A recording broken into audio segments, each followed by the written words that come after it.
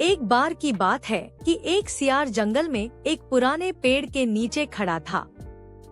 पूरा पेड़ हवा के तेज झोंके से गिर पड़ा। सियार उसकी चपेट में आ गया और बुरी तरह घायल हो गया। वह किसी तरह घिसटता घिसटता अपनी मान तक पहुंचा। कई दिन बाद वह मान से बाहर आया। उसे भूख लग रही थी।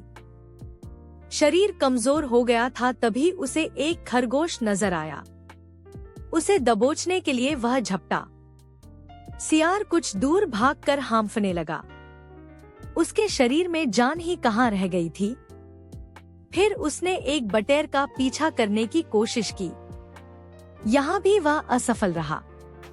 हिरण का पीछा करने की तो उसकी हिम्मत भी न हुई। वह खड़ा सोचने लगा। शिकार वह कर नहीं पा रहा था। भूखों मरने की नौबत आई ही समझो। क्या किया जाए? वह इधर उधर घूमने लगा पर कहीं कोई मरा जानवर नहीं मिला। घूमता घूमता वह एक बस्ती में आ गया। उसने सोचा शायद कोई मुर्गी या उसका बच्चा हाथ लग जाए। वह इधर उधर गलियों में घूमने लगा। तभी कुत्ते भौं भौं करते उसके पीछे पड़ गए। सियार को जान बचाने के लिए भागना पड़ा। गलियों में घुसकर उनको छकाने की कोशिश करने लगा पर कुत्ते तो कस्बे की गलीगली से परिचित थे। सियार के पीछे पड़े कुत्तों की टोली बढ़ती जा रही थी और सियार के कमजोर शरीर का बल समाप्त होता जा रहा था। सियार भागता हुआ रंगरेजों की बस्ती में आ पहुंचा था। वहां उसे एक घर के सामने एक बड़ा ड्रम नजर आया। वह जान बचाने के लिए उसी ड्रम में कूद पड़ा। ड्रम में रंगरेज ने कपड़े रंगने के लिए रंग घोल रखा था। कुत्तों का टोला भौंकता चला गया। सियार सांस रोककर रंग में डूबा रहा।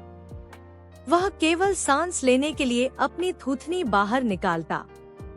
जब उसे पूरा यकीन हो गया कि अब कोई खतरा नहीं है तो वह बाहर निकला। वह रंग में भीग चुका था। जंगल में पहुंचकर उसने देखा कि उसके शरीर का सारा रंग हरा हो गया है। उस ड्रम में रंगरेज ने हरा रंग घोल रखा था। उसके हरे रंग को जो भी जंगली जीव देखता वह भयभीत हो जाता। उनको खौफ से कांपते देखकर रंगे सियार के दुष्ट दिमाग में एक योजना आई। रंगे सियार ने डरकर भागते जीवों को आवाज दी, भाइयों भागो मत, मेरी बात सुनो। उसकी बात सुनकर सभी भागते जानवर फिटके। उनके ठिठकने का रंगे सियार ने फायदा उठाया और बोला, देखो देखो मेरा रंग। ऐसा रंग किसी जानवर का धरती पर है? नहीं ना। मतलब समझो।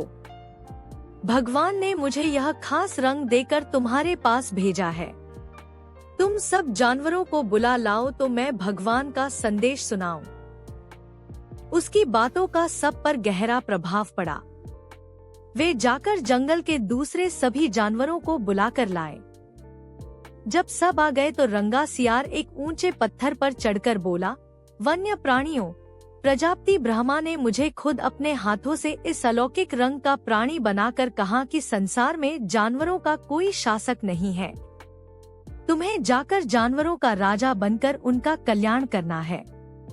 तुम्हारा नाम सम्राट ककुदुम होगा। तीनों लोकों के वन्य जीव तुम्हारी प्रजा होंगे। अब तुम लोग अनाथ नहीं रहे। मेरी छत्रछाया में निर्भय होकर रहो। सभी जानवर वैसे ही सियार के अजीब रंग से चकराए हुए थे। उसकी बातों ने तो जादू का काम किया। शेर, बाघ व चीते की भी ऊपर की सांस ऊपर और नीचे की सांस नीचे रह गई। उसकी बात काटने की किसी में हिम्मत न हुई। देखते ही देखते सारे जानवर उसके चरणों में लौटने लगे और एक स्वर में बोले, हे ब्रह्मा के दूत, प्राणियों में श्रेष्ठ ककुदुम, हम आपको अपना सम्राट स्वीकार करते हैं। भगवान की इच्छा का पालन करके हमें बड़ी प्रसन्नता होगी। एक बूढ़े हाथी ने कहा, हे सम्राट, अब हमें बताइए कि हमारा क्या कर्तव्य है। रंगा सियार सम्राट की तरह पंजा उठाकर बोला, तुम्हें अपने सम्राट की खूब सेवा और आदर करना चाहिए। उसे कोई तकलीफ नहीं होनी चाहिए। हमारे खाने पीने का शाही प्रबंध होना चाहिए। शेर ने सिर झुकाकर कहा, महाराज, ऐसा ही होगा। आपकी सेवा करके हमारा जीवन धन्य हो जाएगा। बस सम्राट ककुदुम बने रंगे सियार के शाही ठाठ हो गए। वह राजसी शान से रहने लगा। कई लोमड़ियां उसकी सेवा में लगी रहती, भालू पंखा झुलाता। सियार जिस जीव का मांस खाने की इच्छा जाहिर करता, उसकी बलि दी जाती। जब सियार घूमने निकलता तो हाथी आगे आगे सूंड उठाकर बिगुल की तरह चिंघाड़ता चलता। 2 शेर उसके दोनों ओर कमांडो बॉडीगार्ड की तरह होते। रोज ककुदुम का दरबार भी लगता।